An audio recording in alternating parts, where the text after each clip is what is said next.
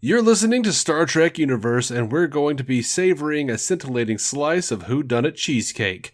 Take your sedatives and find a hand to hold as we work to uncover the wolf in the fold. Right after these Rigelian knives slice through female flesh like hot butter.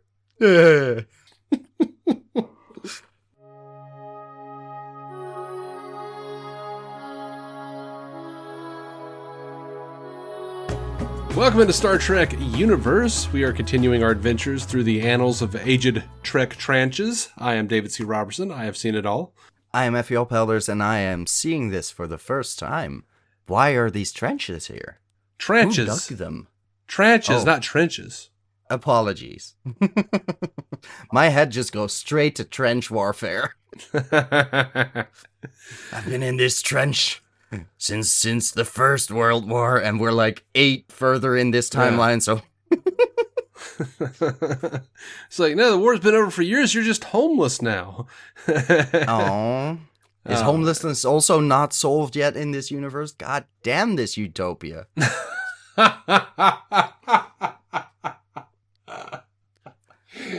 thought we don't do money anymore, but you can lose your fucking housing, bitch. Yeah. I thought we were talking about our time, not Star Trek time. Oh, no. Like I was still talking Star Trek time because of the extra couple world wars we haven't yet seen in this timeline. Gotcha. But, Gotcha. Sorry. The inadequate memory alpha synopsis. Scott is suspected of killing several women while on shore leave on Argelius 2. Or was it Argelius? I don't ever remember. However, a more sinister force may provide a connection between this murder and many previous around the galaxy, including a rampage on ancient Earth. It always has to come back to ancient Earth, huh? Yeah. Yeah. A lot happened there. Wonder why our history records are so good from that specific time. Yeah, I don't know. It's fascinating. Truly. How'd you find this one, man? High level thoughts. It sort of dumps you in the middle of things immediately, where it's like, he needs to have a head injury for any of this to work, and somehow a bump to the head made him a misogynist fuck, so he's suspicious now, which was just an interesting angle to throw in by a line instead of showing us any sign of that. Yeah, like a woman caused him to be flung against the bulkhead, and... Right. So it's all women's fault, yeah. May or may not be a piece of shit. Right, I don't know. But they're all pieces of shit because they're at a strip club. In a way, that's very much just it's weird, and I love that they like the 2 times when they're talking about going to another bar. Mm-hmm. It's like, oh, the women there, so and then they cut themselves off before saying something really fucked up. Well, but it's already implied. The best part is that Kurt goes, "I know a place across town where the women," and when he says the women, he puts his hands out. He puts his hands out like he's gonna honk their titties. Yeah, yes. The women. That's the shape of women. Just grabby. And McCoy's like, I know the place. Exactly. It's so god-awful. But it is... I am happy in some ways that they just created an entire planet for a civilization of, well, horny people. It's just... No. We're so hedonistic here. Oh, yeah. That there's lots of prostitution... But also the women, they're into it, and that's weird because it's such a hedonistic society. Like that first scene is wild, just in terms of exposition. It's like, oh, the women here are actually enjoying themselves. Do they have sexual agency? Well, they talk about how it's like a completely hedonistic society, and the law is love. There's no jealousy and all this other shit except for Girl's angry ex, who is like the big red herring of the episode, who like storms out. But such a red herring. Yeah, but they tried. I also he's thought a red herring for the first couple scenes. Until the actual guy shows up and consistently makes himself very suspicious. Yeah. Which, by the way, that guy voiced Piglet, and he does not change his voice for... Get the fuck out. So like the I probably haven't seen that in its original version. I probably have seen the dubbed voice, but oh, yeah, so that's like, funny. he doesn't change his voice. So everything you hear this guy being Jack the Ripper essentially yelling, "I'll kill you!" It just sounds like Piglet to me, and I'm just sitting there cracking up. Great. That's great. That's good to know. Oh, I'm not sure, Pooh. um, yeah, this is a weird episode, and but I know it's like a whole lot of casual sexism. A lot. There's a lot. A lot. Just a lot. Even from Spock, where it ends up being like, yeah, he probably kills women because they're more easily scared, more deeply disturbed by it. Yeah. And we're like, they all died within seconds. How much fear could you get out of it? Like, yeah. He doesn't start feeding on fear until it's, on the ship. You don't... Like with Jack the Ripper, you do have terror because, every night is like, oh, who's gonna be? Am I gonna be? That works. Mm-hmm. But within the situation of on Argelius too, it's just like the lights go out and you were scared for half a second. Yeah, but and the rest of them doesn't have to be because they're all guys. He Redjac or Jack the Ripper or whatever might just be a misogynistic piece of shit who likes to kill women, but also feeding on the fear of what happens in between the murders because he's getting a whole lot of fear from a whole lot of other people. Just kind of floating around being like, this is tasty. Another death in the paper. Oh, girl, that was that was a morsel. That works for Jack the Ripper. It just... Yeah. There's not a lot of publicity on Argelius, and there's just a bunch of guys in the room who know about it, and, well, they're not women. They're just angry to find this murderer guy. I want to know how Redjac or Jack or whatever got to Argelius in the first place. On a spaceship, probably, because they make a point of like, oh, it's sort of a route, right? Every planet he's gone to, and I'm sure there's trade. How long has this guy been? How long has Redjac been on Argelius from Rigel? Well, he has to. He's only been there for like the Hengist is his name. I think. Something. He's only been there for a year, I think, or something, because Rigel's murders were one solar year ago, I think. Okay. We find out at the end, so he cannot have been a diplomat on Argelius for long, and also there hasn't been a murder spree yet, or Scott wouldn't be the first suspect. Right. So he has to have sort of gotten there shortly before this episode. But I figure. I'm thinking... Which is weird. Yeah, I'm thinking, like, if you're a creature who feasts upon fear, yeah, a year is a long damn time. That's true. But that goes for just in general, where it's like, there's so many instances, and they're not naming every one of them, but also they're not continuous. There's decades in between. Mm-hmm. So, like, even if it's a couple years, like that's apparently fine for this creature, but doesn't make a whole lot of sense. But also, it's kind of implied because he is in charge of the office that would go after murderers on this planet, that he gets to murder with impunity because, well, he's the one throwing off the case, I guess. Yeah. It's just fucking, yeah. Yeah. So I think we've already thought more about this plot-wise than the writer did. Maybe. It starts off as a neat whodunit, and I'm like, oh, we're getting somewhere, and then they have to throw in just a huge mystical element with Jack the Ripper, because like the parallel was obvious. It was a very Jack the Ripper homage episode, but then it's actually Jack the Ripper in a way, which is just an interesting take, but also feels like, oh, we need something more sci-fi than just the seance. Mm-hmm. Which you already had with the techie, but like at the same time, I'm glad it didn't stop with, hey, the very obvious suspect is very obviously the guy, and then we still have to fill another 10-15 minutes with chasing the entity haunting him or something. Mm-hmm. So Well, it works out, but it's not at all where you think it's going the moment the episode starts. this is our old buddy Robert Bloch, who wrote Cat's Paw, Oh, right. and What Are Little Girls Made Of? Right. So it's just the let's not be too. It's very like those are still very grounded in non sci-fi type settings. Very It's occulty, weird yeah, things. very just By the way, not all that planetary spacey stuff. also wrote the 1959 novel Psycho. Oh right, that's where I know the fucking name. I wrote a fucking thesis on that. Jesus, that's the dude.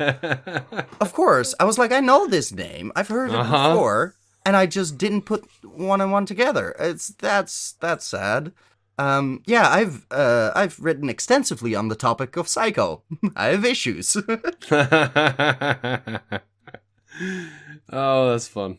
Yeah. Feel free to look up my bachelor's thesis, you guys. It's a long read. Yeah. Send me a link and I'll put it in the show notes. Sure thing, I will. All right. So yeah, I think it's interesting because he did pull this again, just like with Cat's Paw. He pulled this from a different short story that he wrote called Yours Truly, Jack the Ripper. Uh-huh. That makes sense. He's just adapting shit. Like, fair enough. Gotta make a buck. Yeah, it's just, well, to be fair, it's a cool enough idea that, it's been, before it was even on here, it was adapted into an episode of Thriller in 1961 called Yours Truly, Jack the Ripper. In 1999, It was an episode of The Outer Limits titled Ripper. I mean, it's been 2010's episode of Sanctuary called Haunted. It's been adapted over and over and over and over and over. Like, there's a whole list. Apparently. Jesus. And it's a really cool idea. And what's interesting is, like, I've heard a lot of Star Trek fans complain and make fun of this episode a lot. And I get the making fun of, but I love the idea of these creatures who are, who feed on emotions and fear. I loved it when they did it very recently with in some way with who mourns for Adonis, Apollo, and we find out all the Greek gods. Yes, they're aliens from somewhere else, but they can't survive if people don't believe in them, and they need worship, they need some sort of adoration. Yeah. And I really like this idea. There will be other creatures in Star Trek that are like this. And sure. I like the idea a lot that Jack the Ripper was this egregore character, this like creature who siphoned its own siphoned fear to sustain itself and to make itself more powerful. I dig that. I love that idea. And Redjac is a creepy ass name. Yeah, that works. It's just also, I mean, it makes a line of all these instances of mass femicide throughout history, which is a fun idea, but also in a way limits it by going just, a lot of men are haunted and possessed by this creature, and there's also only one creature. There's not like, we don't know of an entire civilization of them, basically just spreading across the galaxy or anything. So it is, in a way, it sort of diminishes the reality of how many fucking men murder their wives and especially sex workers and stuff like that. So it's like, I don't want to think about that for too long, because I'll end up in a place where I'm like, oh, it's kind of a yucky idea too. But it is a cool concept to go, oh, there's a through line and everything's connected. Like having the red string up, that's fun. That's just enjoyable. It just sort of gets there in a weird way where it starts off very much as like, okay, who did do it? And we're looking for a person, and it's very clearly the man who doth protest too much, who we end up with. But I fully expected him to just also take the special seat with the lights and shit to interrogate him eventually, because it seems utterly dumb of everyone involved to be like, these are our two suspects, instead of, we're all suspects because it's everyone who was in the room. Yeah. And we haven't found our suspect yet who isn't lying. So, like, come on, who is lying and isn't telling the truth, I mean. So that feels like a failure of logic, because they're just going off on the tangent of, but what if it's a supernatural cause, instead of going, maybe we should first focus on who held the knife, you know? Well, I mean, there's a lot of eschewing of logic here, because, you know, even with McCoy saying, well, you know, a woman caused Scotty to have that brain injury, and he might be angry at women now. And then, okay, your only real suspect is Scotty. And Kirk is like, all right, you frail lady who just walked in, go do things in the back without any supervision with Scotty. And she's he gonna seems fine now. No, I'm not saying she's some frail lady. I'm saying the premise of the episode is that these are all frail ladies who are hysterical and and fear much more fearfully than any man could. So in this specific universe where the ladies are so hysterical and frail, I feel like Kirk maybe shouldn't go like, hey, go in the back room with Scotty there and you know, do whatever you got to do. Maybe make it somebody else or have like a couple of people involved, you know. But also they seem to suggest that it's impossible to sort of perceive the being, because there's the element of Scotty of Scotty like running into a sort of energy wall trying to get to the third victim, but then so he's also unable to see or remember anything from the moment of the murders from the other people. But is he, like, was he possessed in that moment, or was Hengist in the room in that moment and imperceptible? Then they don't get quite clear on that point, because it would work either way. Yeah. But in one case, Hengist has more agency, more fault to him, I guess. And in the other, it's truly oh no, the entity is the problem, and Hengist can go have a fun life again after this. Yeah, well, we don't know that it wasn't Hengist. It was, you know, because when he's talking over the intercoms, he's talking in Hengist's voice, but also the other voices, all these other voices. Yeah. Oh, and that was a lovely effect. Just the range of, we're going from every pitch and everything throughout the that was lovely. That sounded good. Mm-hmm. I enjoyed that. And then we saw him leave Hengist and go to somebody else, and then, you know, popping around. Yeah, exactly. But at the same time, does it even make sense then for Hengist to be so much of a pain in the ass trying to find out the truth to an extent? Because he's just drawing attention to himself, but he must be conscious of being possessed more so than, because he doesn't have the blackouts like Scott did. So there's just a little too many threads for me in that sense, because there's the head injury, there's the I cannot see what is happening when the entity is doing a thing, and also I can't come near because there's something in the way that is physical, but also needs to possess other beings to be physical. It's just, it just feels kind of sloppy. Just kind of like streamline this shit first. Yeah. And yet I want more. I want Redjac to come back. I mean, there's a lot more. Just you listed off a bunch of episodes with the same exact concept, apparently. So no, it's not. It's not exactly the same. It's not exactly the same. It's, you know. No.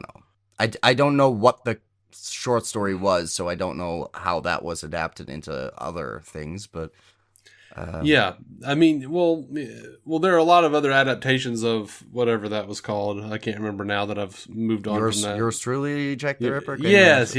Something like that. But like they have, Star Trek will revisit the idea of these beings that feed off of emotions and cause people to act irrationally, or, you know, something like there's a classic episode of the original series that we'll get to called Day of the Dove, where it's like, it just looks like a little swirly semen floating around and shining that makes people angry and they fight, you know? Fair enough. Because it's like, yes.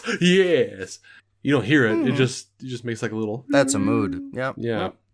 You get like Wish it stuff were like that. a literal dove, but sure. But I like Star Trek stories that hint at stuff that is truly foreign to us.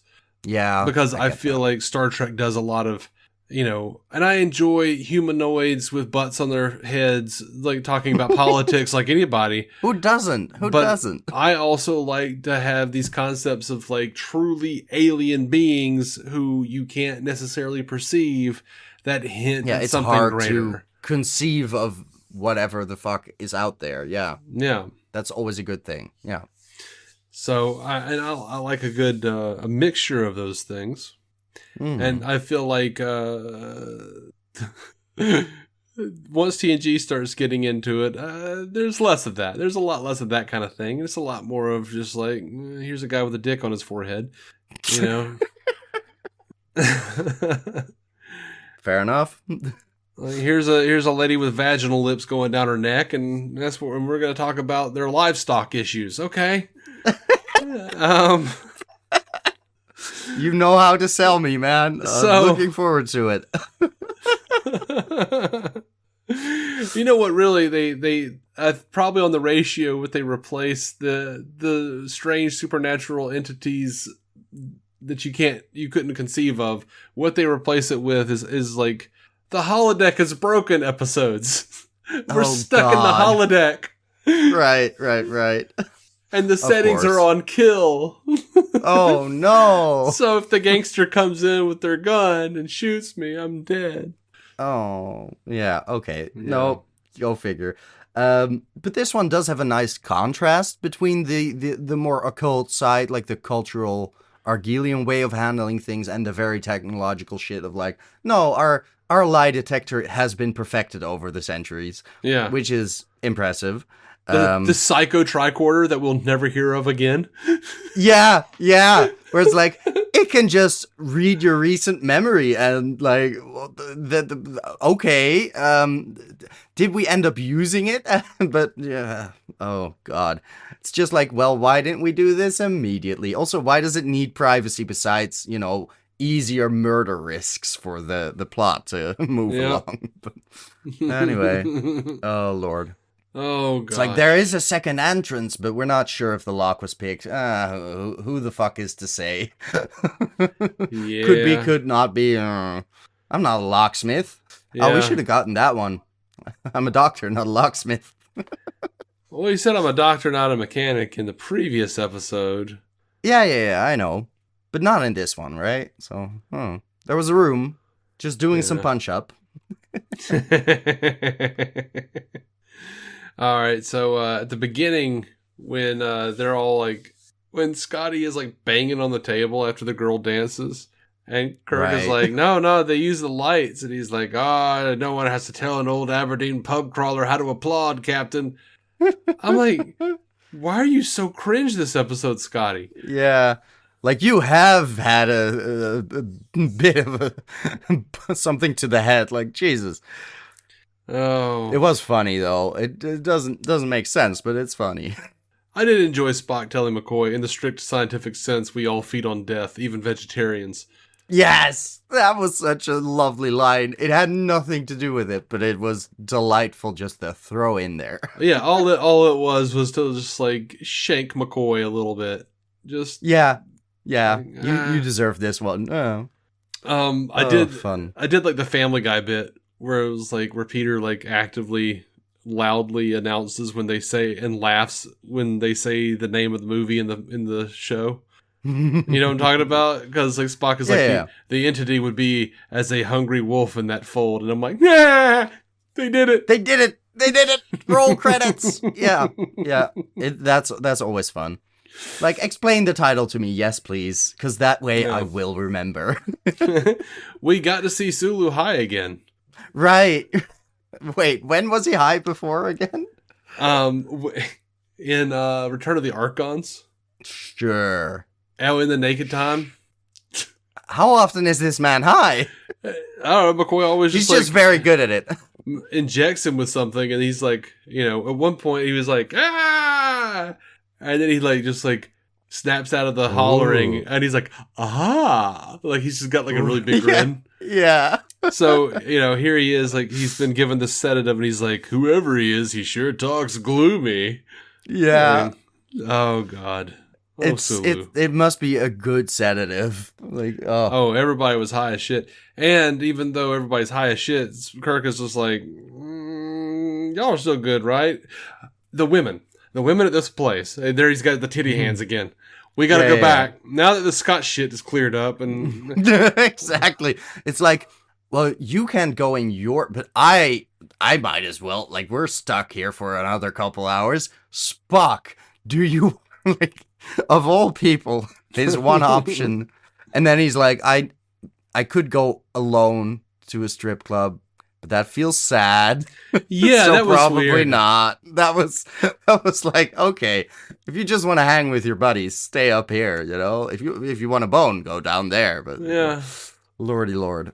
what did you think of Spock basically taking down Redjac, whatever how you say it? I believe they said it both ways on that episode. Red jackets, red coats, whatever the fuck. But he gave the computer a Class A compulsory directive to compute pi to the last digit. Yeah, of all the impossible things to actually go ahead and throw in. I mean, at least it's an understandable math equation, but they could have gone with one of those problems that, like there's millions of dollars still as a prize for people to solve the math problems that are too fucking hard for mortal beings. Mm-hmm. Like, you could have just picked one of them, presuming they were already, that prize money was already out there, but like some of them must have existed. Here's what I like about this. School children know what pi is. Everybody knows what pi is. Yeah. And it does the same function. Yeah. If you tell the computer, dude, put everything you've got, all of your energy into computing this to the last digit, it will never be done. No, exactly. It also shouldn't take that much computing power, but sure, it's a lot of work. It'll take a while. It's a nice way of keeping them busy. So Yeah. it's fine. It's functional. Yeah. I knew too many classmates who were having competitions in high school just remembering the most digits, and my goodness, that was sad. Yeah. By definition, any of them I knew that was too many of them that I knew. Just the fact that there were two trying to outdo each other. Oh my god. Girls. Find a hobby. Yeah. Anyway. Robert Bloch, the writer of the teleplay, originally envisioned the Enterprise crew sipping drinks, which had several differently colored layers, much like a poussé café. I guess is how you say that. The imbiber's mood would change as he drank each layer. This was dropped as being too complicated and costly to realize just for a throwaway moment of humor. According to David Gerald in his book about the making of The Trouble with Tribbles, network censors were concerned that it would appear that the crew was engaging in drug use. They're engaging in drug use later in the episode. I know. Producer Gene Kuhn told the censors that they were, quote, full of horse shit. But the drinks were excised anyway. Oh well. Dang it.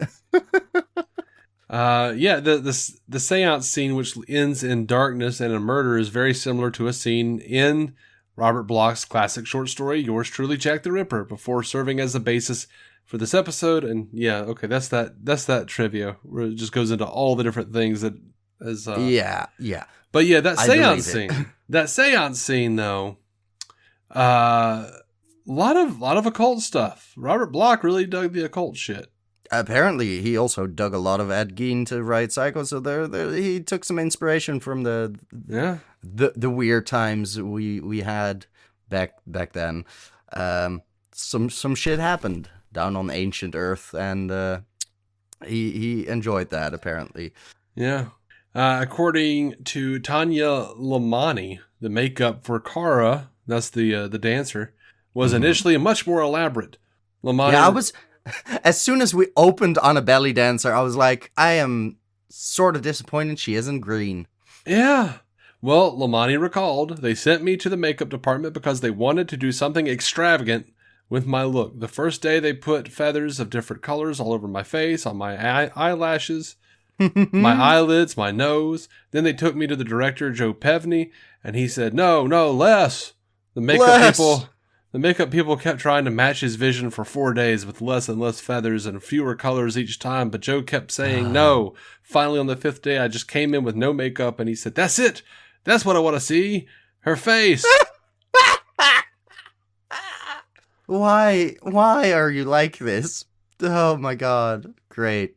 He was like, yeah, we wanted to do something extravagant. And then he kept going, no, less. Okay, naked woman. That's exactly it. My vision for this strip club is have a stripper. Jesus. By the way, she did her own choreography for the scene, but the censors made them cover her belly button with a jeweled flower. Fuck off. We can't look at a belly button now. That's too suggestive. Yeah. What's next? Seeing her ankles? My goodness. Yeah. I think there was a later Roddenberry. I've heard that there was a later Roddenberry pilot or something. There's a woman that had 2 belly buttons, and Roddenberry said it was because the studio owed him one. That's fun. That's good. Well played. Oh gosh. Well, I mean, I don't know what else to say about Wolf in the Fold. It was That's fine. fair. It's kind of wacky. It's fun. It is a menial kind of mid who-dunnit. Because it sort of it abandons the who-dunnit at some point. That's sort of the weird thing. Yeah. Where it feels like different halves of episodes. It does. Yeah. I mean, it's a bit of a disconnect. Yeah. It is definitely like this part's a whodunit, and this part is Jack the Ripper is possessing the Enterprise. The computer systems. Yeah. Gotta chase him around with pi equations. But I think a part of that was involved in the original story because he haunts a motel room or some shit. The motel room has to compute pi. Right. That's how that worked. I'm sure of it. Yeah. I haven't even read it, and I know that's exactly what Block did.